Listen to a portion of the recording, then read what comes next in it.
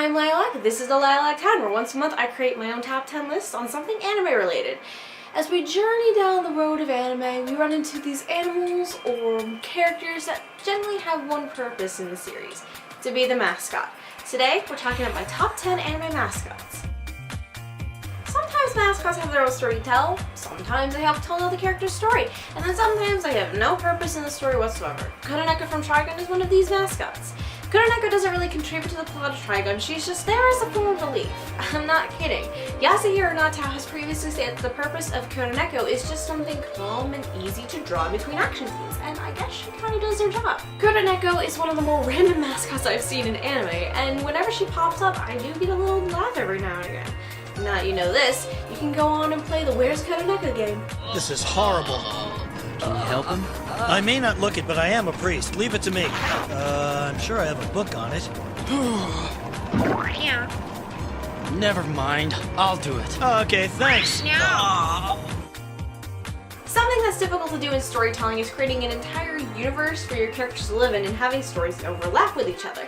The manga writing group Clamp is one of the more well-known groups to achieve this, and one of the staples of their work is the ever-lovable Mokona in at number 9. Mokona is basically Clamp's own mascot because he's seen in many of his stories, but the two most popular ones I can think of that have Mokona are Holic and Tsubasa, with one being under Yuka's possession and the other one following the Tsubasa crew around and assisting them. Between the two Mokonas, they have different personalities and interests that makes them more individual rather than the same funny mascot. So it makes it cute and funny, yet rather different depending on which clamp show you pick. I just say you can't go wrong. You don't often get to see an evil mascot. You also don't often get to see an evil stuffed animal mascot. You also don't often get to see an evil stuffed teddy bear mascot. Okay, I'll stop. Mono Bear from Danganronpa is seen as the mastermind behind the whole operation at Hope's Peak Academy. He's basically the voice and the one overseeing the classroom trials in both the video game and the series that came out last summer.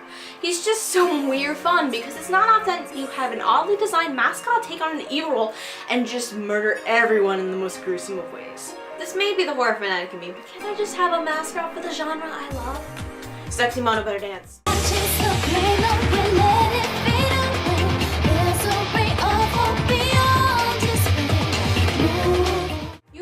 I'm cheating with this next entry, but this one is more primarily a cat with magical powers and sex appeal, so shut up. Blair from Soul Eater is not only a mascot for the group, but she's the primary source of fan service in the series itself.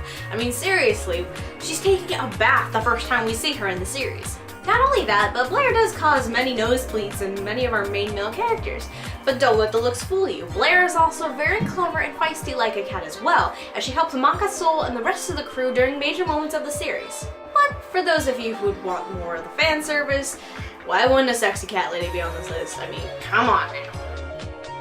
When I was a kid, I loved frogs. I just loved frog stuffed animals, and when I was around 10, I had this nice sized frog stuffed animal that I still keep to this day, though he is a little bit dirty. Point is, I still love frogs, so it comes as no surprise that a member of Sergeant Frog's armpit platoon manages to fit into this list. But which one? If my first ever Lilac 10 is any indication of that answer, then let's welcome Giroro. Giroro is one of the most serious members of the platoon, which makes some of those comedic moments all the more fun. Add to the fact that he's in love with a preteen human girl, and the funny moments just keep on rolling in. This gung-ho frog alien brings in the cliched stoic character that his comrades mess with on a daily basis. But let's be honest here, the reason why Giroro is on this list is because Christopher Sabat makes the character sound absolutely amazing and hilarious. Looks like someone has a knight in Autobot armor. It was a touching password, wasn't it? Yeah, it was so romantic. And he sounded so sincere. So what was the password? Nothing! How about an encore? No! Everybody shut up! Oh, come on, it can't be that bad. Yes, it can! Going back to the point I made about Kuroneko, about whether mascots have their own story to tell, help another character tell his story, or have no purpose whatsoever, my number 5 mascot has his own story to tell, though some viewers may not see him as a mascot. But technically, he's seen as a mascot in the series, at least according to the government. Tony Chopper is the young reindeer doctor with devil fruit powers who is a member of the Straw Hat crew. I'll admit, for a mascot, Chopper's backstory is one of the more emotionally driven out of our main pirate crew.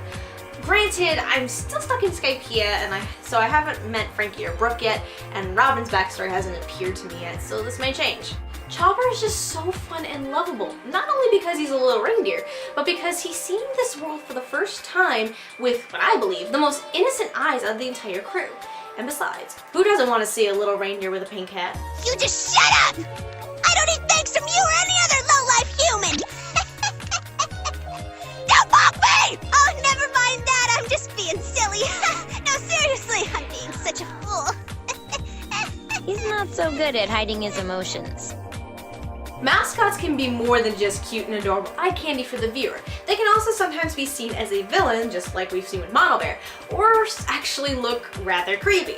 This is where Madoka Magicus Kyubey comes in. Kyubey is mostly seen as a plot device, as he hands out magical girl contracts left and right for any little girl who wants a wish fulfilled. But if you've seen the series, Kyubey is more than meets the eye as things begin to go batshit insane. If you haven't seen Madoka Magica yet, I'm not going to spoil it for you, I'm just going to go tell you just to watch it because it's a really good series. But I don't suggest having a staring contest with Kyubey. You will lose. The next couple of entries on this list are a bit more classic and old school, and in the case of my number 3 pick, a little electrifying. I choose you, Pikachu! Everyone around my age and younger knows who Pikachu is. Hell, even our parents know who Pikachu is because we sucked all of the money out of them in order to be part of the Pokemon craze. Pikachu is the lovable best friend of our main character, Ash, and you can't help but not love him. From his cute little antics to the moments where you can kind of understand what Pikachu is saying to others, and to his drive to fight and win like Ash. Pikachu's just a loyal friend and partner, and everybody just loves to imitate him. Oh, hi, Pikachu! Pika. It's also known as electric mouse. It's usually shy, but can sometimes have an electrifying personality. I see what you mean.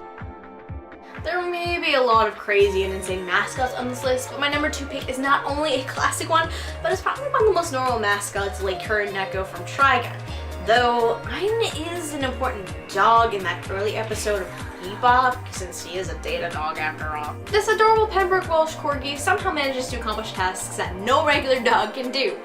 From answering a phone, to steering a car, to even playing shogi. Ein is the canine version of Einstein. The name kind of makes sense, don't you think? Also, Ein's attachment to both Jet and Edward is just too cute not to enjoy. Ein may look like a regular puppy dog, but in this world he's definitely more than meets the eye because, you know, why would anything in this series be entirely normal? Okay, let's get this one out of the way because the people who already know me know what my number 1 anime mascot's gonna be. Moromi from Paranoia Agent is the little popular character created by Tsukiko Sagi, whom the Little Slugger incident started with. Moromi is generally seen as an imaginary friend for Tsukiko throughout the series, but is also one of the few mascots, like Kyubey, who is able to creep someone out. As cute and adorable as this pink little dog may be, Moromi does play a role in the plot of Paranoia Agent. For fear of spoilers, let's just say Moromi is actually closer to Tsukiko than we first see. When I was writing this list, it was a no-brainer that Moromi was going to top it because he's one of the most memorable anime mascots that I've ever seen.